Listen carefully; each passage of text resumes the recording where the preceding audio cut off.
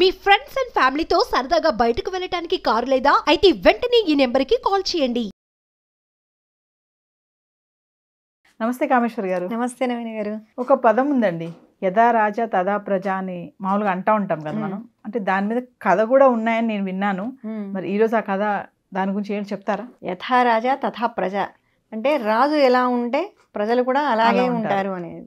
అంటే ఇప్పుడు ఇంటి పెద్ద ఎలా ఉంటే అనుసరిస్తాం కదా. సో వీళ్ళు ఇలా ఉన్నారు, అలాగే ప్రభువు కూడా అంతే. మన ప్రభుత్వము మన ప్రభువు ఎలా ఉంటే ఆయన రూల్స్, అలాగే ప్రజలందరూ కూడా అదే ఫాలో అవుతూ ఉంటారు, రూల్స్ రెగ్యులేషన్స్ అంతా కూడా. దీని మీద అసలు ఎన్నో ఉన్నాయి, కథలు చాలా ఉన్నాయన్నమాట. అందులో ఒక చిన్న కథ, మన భోజరాజు కథల్లో నుంచి ఒక చిన్న కథ. భోజరాజు ఆస్థానంలో మహాకవి కాళిదాసు ఉండేవారు. మహాకవి కాళిదాసు తెలుసు కదా, ఆయన కాస్త చమత్కారంగా కూడా బిహేవ్ చేస్తుండేవారు. అలాగే ఇంకొకటి ఏంటంటే, కాళిదాసు గారికి ఏదన్నా విషయం చెప్పాలి అంటే, వీళ్ళు పండితులు కదా, చమత్కారంగా చెప్తారనమాట. అంటే ఇప్పుడు తెనాలి రామకృష్ణ గారు కానీ, తర్వాత మనం బీర్బల్ కథల్లో కూడా విన్నాం. ఏది కూడా ఇప్పుడు రాజు రాజేనండి, ఎవరైనా ఏ ప్రాంతమైనా రాజు రాజే. Raju is like a boss.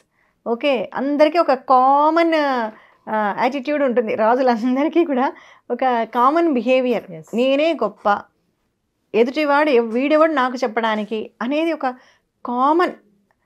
కాబట్టి వీళ్ళందరూ కూడా ఏంటి, ఎవరు ధైర్యం చేయరు. ఎప్పుడు రాజులకు ఏదైనా చెప్పాలంటే భయం అందరికీ. మంత్రికి ఒక్కడికే కాస్త అధికార బలం, అంటే ఆయనకు డెసిగ్నేషన్ ఉంటుంది, అథారిటీ ఉంది కాబట్టి ఆయన చెప్తుంటాడు. మరి మిగిలిన వాళ్ళు, చూసిన వాళ్ళు, ఇలాంటి పండితులు వీళ్ళందరూ చమత్కారంగా వాళ్ళు అర్థం చేసుకునేట్టు చెప్పేవాళ్ళు అనమాట. అలా ఇక్కడ కూడా ఒక చిన్న ఇన్సిడెంట్. భోజరాజు గారు ఎంతో మంచివారు. ప్రతి మనిషి ఎంత మంచివాడైనా ఇక్కడ ఒక చిన్న పాయింట్ ఉంటుంది.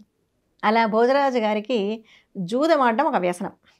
అంటే మహాజూదరని కాదు, ఆయన జూదమాడడం కాస్త వ్యసనం. అంటే కాసేపన్నా జూదమాడంది ఆయనకు నిద్ర పట్టదనమాట. కొంచెం సేపన్నా ఆడాలి, ఒక అర్ధగంటో కనీసం గంటో ఆడాలి, తర్వాత నిద్ర పడుతుంది, లేదంటే ఇంకా తోచదు. ఆ రోజు ఏదో పెద్ద విషయం వదిలేసినట్టు. ఇది గమనిస్తారు మన కాళిదాస్ గారు. కానీ ఇది కరెక్ట్ కాదు కదా, ఇంత గొప్పవాడు రాజు, అంత చిన్న, అదైనా ఒక చిన్న బ్లాక్ మార్కే కదా ఆయనకు జీవితంలో అని ఆలోచించి, ఇది కరెక్ట్ కాదు, ఎలా అయినా ఆయన చేత ఇది మానిపించాలి అని అనుకుంటాడు ఆయన. కానీ చెప్తే వింటాడా? ఎందుకంటే ఆల్రెడీ వ్యసనపరుడు అంటున్నాం. అంటే వ్యసనం అంటే ఏంటంటే హ్యాబిచువేట్ అయిపోయింది ఆయనకు, అది లేకుంటే ఆయన ఉండలేకపోతున్నాడు. కాబట్టి చెప్తే వినడు, అర్థమయ్యేటి ఎలా చెప్పాలో తోచదు ఆయనకి. రోజు ట్రై చేస్తుంటాడు ఆయనకు చెప్దామా అని. రోజు ఆయన గుర్రం ఎక్కి బయలుదేరిపోతారు ఆ జూదశాలకు. అంటే సపరేట్ ఉంటాయి కదా రూమ్స్ అవి, అక్కడ పోయి కాసేపు ఆడొస్తుంటాడు ఈయన. ఒకరోజు ఒక ప్లాన్ వేస్తాడు కాళిదాస్ గారు. వేసి ఈయన భోజరాజు గారు బయలుదేరి ఆ జూదశాలకు వెళ్తూ ఉంటారు. ఆ మార్గంలో, ఆయన వెళ్ళే మార్గంలో ఒక మాంసపు కొట్టు ఉంటుంది. అక్కడ కాళిదాసు ఒక సన్యాసి వేషం వేసుకొని వెళ్ళి నిలబడతాడనమాట. వేసుకొని కరెక్ట్గా ఆయన భోజరాజు వచ్చే టైం చూసుకొని ఆయనకు వినిపించేటట్టుగా గట్టిగా మాట్లాడుతుంటాడు. ఏదో సంథింగ్ గట్టిగా మాట్లాడుతుంటాడు. అంటే అటెన్షన్ గ్రాప్ చేయడం కోసం గట్టిగా మాట్లాడడం. అంటే వెంటనే భోజరాజు తల తిప్పి చూస్తాడు. చూస్తే ఒక సన్యాసి మాంసం కొట్టు ముందర నిలబడ్డాడు. ఏంటి ఈయనకు తోచదు. వెంటనే భటుణ్ణి పిలిచి, అక్కడికి వెళ్ళి కనుక్కొని రాపో, ఆ సన్యాసి మాంసం కొట్టు దగ్గర ఏం చేస్తున్నాడు అడిగి రాపో అంటాడు. వెళ్తాడు వాడు. ఎందుకు స్వామి మీరు ఎక్కడ నిలబడ్డారు అంటే, ఎందుకు నిలబడతా, కొనుక్కోవడానికి నిలబడ్డాను, మాంసం కొనుక్కొని తిందామని నిలబడ్డా నేను అని చెప్తాడు. వాడు ఇదే విషయం పోయి చెప్తాడు రాజుకు. ఇదే సన్యాసి ఏంటి అక్కడి మాంసం తినడం ఏంటి, సన్యాసి మాంసం తినకూడదు కదా, కందమూలాలు కదా తినాలి, అట్లాంటిది ఇంత సాత్వికమైన ఆహారం తీసుకోవాల్సిన వ్యక్తి ఈయన పోయి అక్కడ నిలబడ్డం ఏంటి, ఎందుకు ఆయన మాంసం తింటున్నాడు, వెళ్ళి కనుక్కొని రాపో అని మళ్ళీ పంపిస్తాను. అంటే నేను మందు తాగుతాను, మందు తాగినప్పుడు నాకు ఖచ్చితంగా మాంసం ఉండాలి, అందుకే మాంసం కొంటున్నాను అని మళ్ళీ పోయి చెప్తాడు వీడు. మందు కూడా తాగుతాడు ఆయన, చాలా తప్పు కదా మందు తాగడం, ఆయన ఎందుకు మందు తాగుతాడు, తాగకూడదు కదా, ఒక సన్యాసి పోయి అడుగుపో అంటాడు. అంటే పోయి అడుగుతాడు. అంటే అవును, అంటే నేను జూదం ఆడేటప్పుడు ఎప్పుడూ కాదు, జూదం ఆడేటప్పుడు మాత్రం నాకు మద్యం మాంసం రెండూ ఉండాలి, అవి లేకపోతే నేను బాగా కరెక్ట్గా ఆడలేను అని చెప్తాడు. ఈ రాజుకు ఇంకా ఇదైపోతుంది. ఇదే తప్పు అనుకుంటే ఇది కాకుండా మళ్ళీ జూదం కూడా అంట. అసలు ఈయన ఒక సన్యాసేనా, ఈయన ఏం చేస్తున్నాడు అసలు ఏంటని ఇంకా ఆయనకు మైండ్ పనిచేయదు. ఆ రోజు జూదశాలలోకి వెళ్ళలేకపోతాడు. ఎందుకంటే అసలు ఈ టాపిక్ ఆయన డిస్టర్బ్ చేస్తోంది మైండ్లో. వెంటనే వెనక్కు తిరుగుతాడు. వెనక్కు తిరిగి వెళ్ళిపోతాడు. ఆయన వెళ్ళిపోతూ భటుడికి చెప్తాడు, ఆ సన్యాసిని సభలో ప్రవేశపెట్టండి, వెంటనే పట్టుకొని వచ్చేయని అని అంతఃపురానికి వెళ్ళిపోతాడు.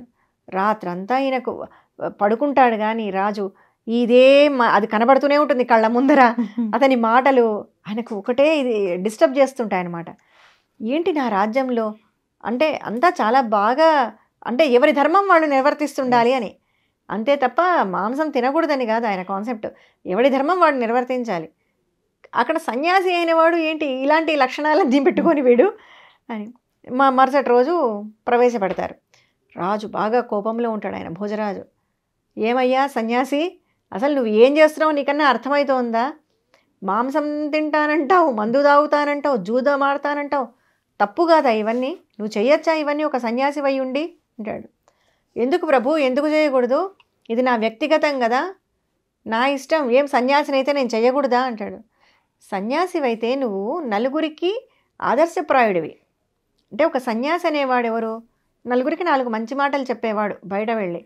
అలాంటి వాడివి నువ్వే ఇలాంటి వ్యసనాలకు లోనైతే నువ్వేం చెప్తావు ఎదుటి వాళ్లకు? నువ్వు కరెక్ట్గా ఉండాలి కదా, నీకు ధర్మమా ఇది అంటాడనమాట. అవునా ప్రభు, కరెక్టే ప్రభు, తప్పు కదా, ధర్మాన్ని చెప్పవలసిన వాడిని నేనే ధర్మం పాటించకపోవడం తప్పు కదా ప్రభు అని తన వేషం తీసేస్తాడనమాట.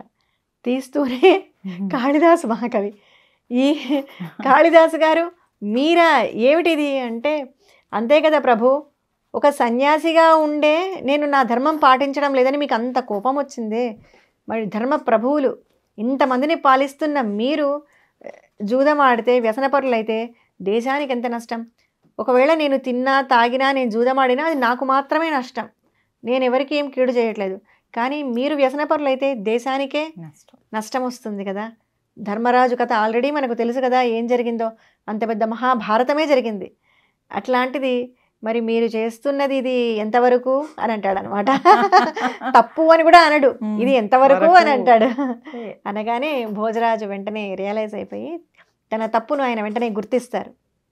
గుర్తించి మాటేస్తారు, ఇంకా ఎప్పుడు మేము జూదం జోలికి పోము, మమ్మల్ని మా మార్గంలోనికి రప్పించినందుకు మళ్ళీ చాలా థ్యాంక్స్ మీకని కృతజ్ఞతలు తెలుపుకుంటూ ఆయన వెంటనే సత్కరిస్తారు.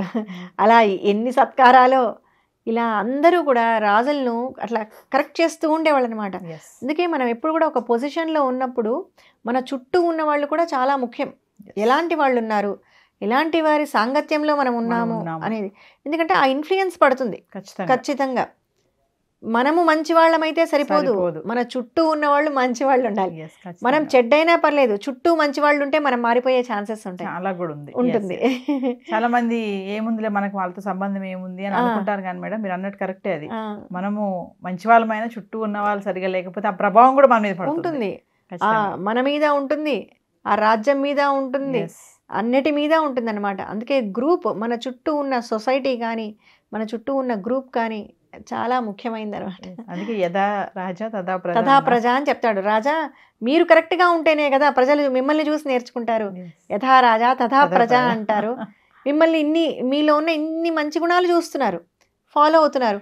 ఇది కూడా గమనించారనుకోండి, యూత్ కానీ ఎవరైనా గమనిస్తే ఇది ఎంత ప్రమాదం అని చెప్తాడనమాట. అనగానే రాజు అవును కదా, అయ్యో ఎంత మిస్టేక్ జరిగిపోయింది నా వల్ల అని అనుకుంటాడు ఆయన. Thank you ma'am. థ్యాంక్స్ అండి.